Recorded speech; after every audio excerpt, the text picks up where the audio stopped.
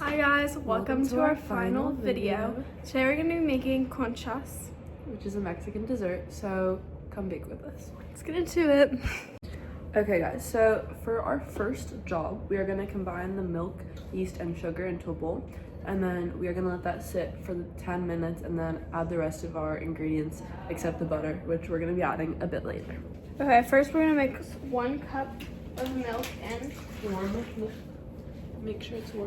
With 1.5 tablespoons of dry active yeast and 1 tablespoon of sugar. So we've added our yeast and now we're going to add our sugar. 1 tablespoon of sugar. Okay, so we're just going to set a 10-minute timer. Well, we're going to whisk it first and set a 10-minute timer and we'll be right back. Okay guys, so our yeast and sugar and milk mixture has been sitting for 10 minutes. So what we're gonna do now is we're gonna add the rest of our ingredients except for the butter because that's not gonna get added yet. So we're gonna do 3/4 cup sugar, 3 3/4 cup of bread flour, 1 teaspoon of salt, 2 eggs, and cinnamon. And so what we wanna do there is mix it until the gluten is developed, and then after that we're gonna add our butter.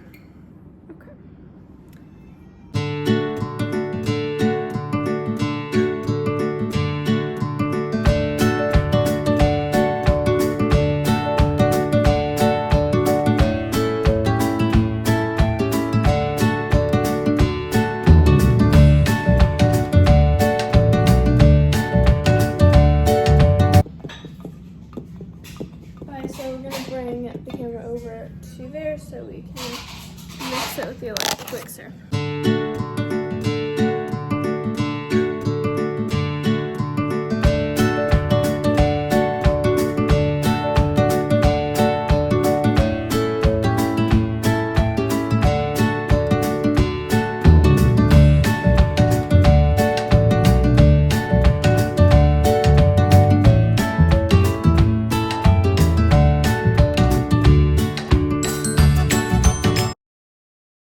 Alright, so we've finished mixing the dough and we're going to put it in the oven with the light on to let it rise for 2 hours, 1 to 2 hours. And now we're going to be making the frosting top mixture. Okay, so for the topping mix, we're going to be doing 1.5 cups of flour. We're also going to add 1.5 cups of powdered sugar and 3/4 cups of our vegetable shortening.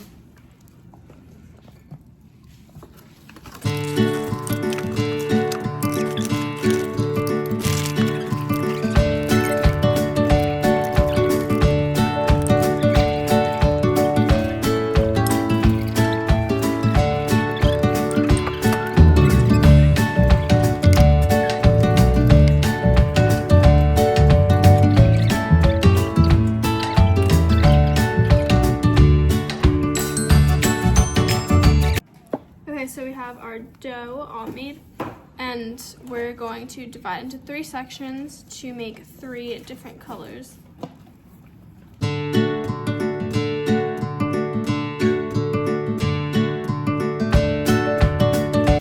right now I'm mixing the cocoa powder into our chocolate paste. Okay, so I'm just gonna add a little bit of vanilla bean paste to the white one. About a teaspoon.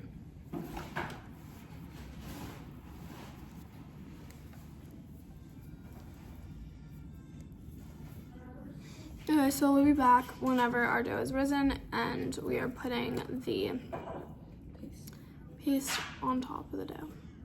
Okay, so it has been about 2 hours since we put the dough to let it rise. So I'm gonna take it out and split it into about 10 sections and then put the icing over it and make the cuts. This is what it's looking like. It's risen, it's about doubled in size. Okay, so I've split it up into 10 sections and now I'm just gonna roll it into nice balls and then I'll flatten them down a little bit. And I'm gonna do the rest and I'll be right back. Okay, so I split the dough into the sections and flatten out. So now we're gonna be putting our our second layer of dough. So we're just gonna be rolling out. We have 3 different flavors. We have 10, so we'll do about like 2 each, 2, 3 each, and just getting like this about like a little bit more, like just so you can cover the top of it, and then pressing it down and putting it over, and then we'll make the cuts.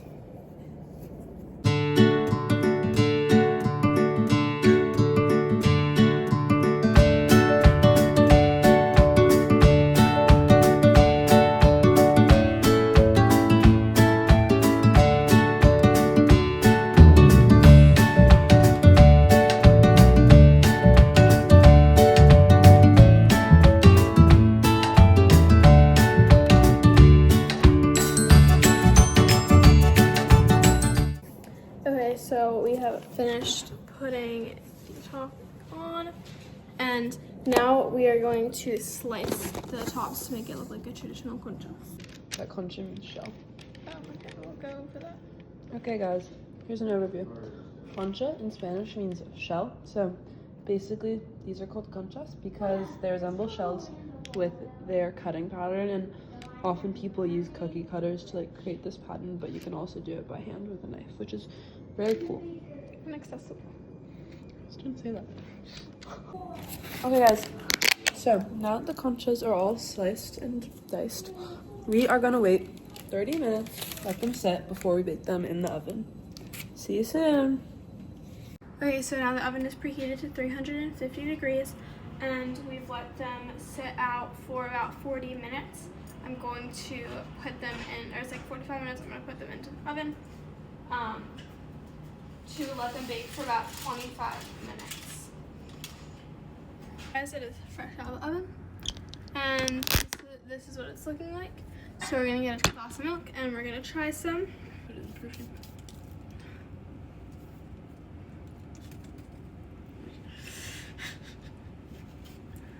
We're genuinely gonna die.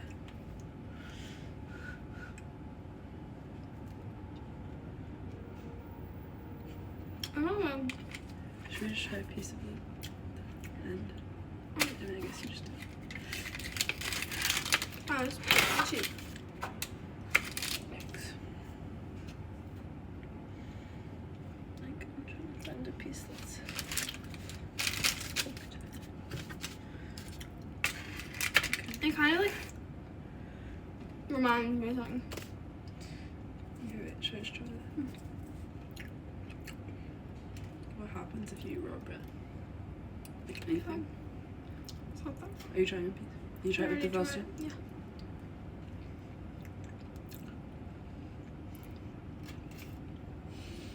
No, it really reminds me of something, but I don't know what. I like the chocolate flavor. Yeah, try the chocolate. I'm gonna try some. It's a nice flavor. Come in here.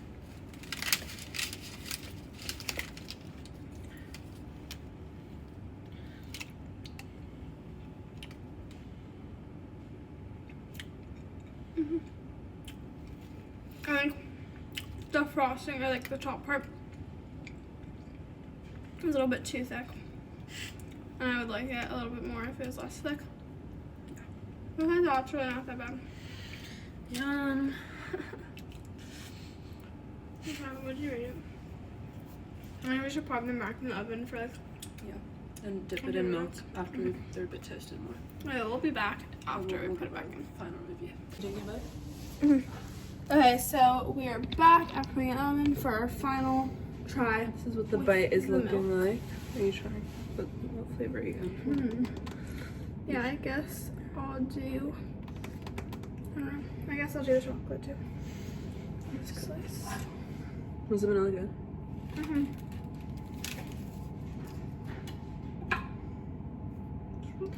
Like the icing thing will fall into the milk. Doesn't like stay on. Yeah, the icing is like a whole lot harder now though. And it did fall in. Okay, yes, ready. But it's not on camera.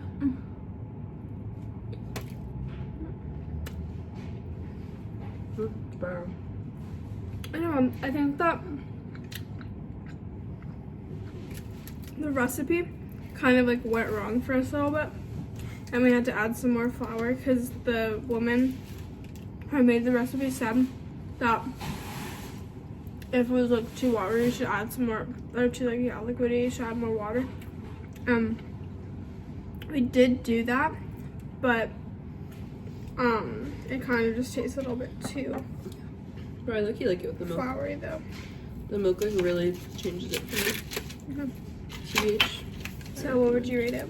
Okay, I would say, honestly, I'd give it a 7.3. Thoughts? Yeah, I think it's not really my favorite. It might have just been like a user error like issue. I think that like the components alone are not bad, but together I think that Yeah, they could be better.